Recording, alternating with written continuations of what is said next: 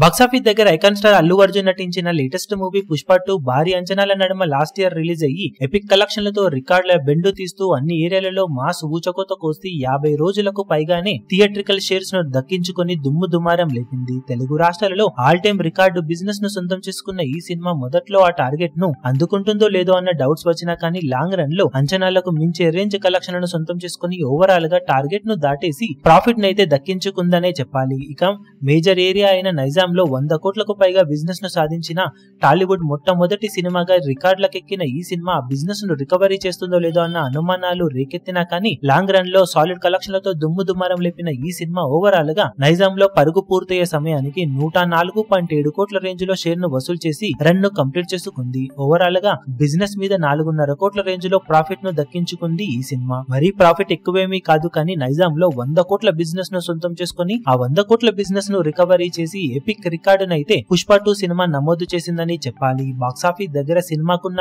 Craze దృష్ట్యా ఏమాత్రం అంచనాలను తప్పినా భారీ దెబ్బ పడేది కానీ సినిమా బాక్సాఫీస్ దగ్గర లాంగ్ రన్ లో ఊహకందని ట్రెండ్ ను చూపించి సెన్సేషనల్ కలెక్షన్లతో ఊచకోత కోసింది.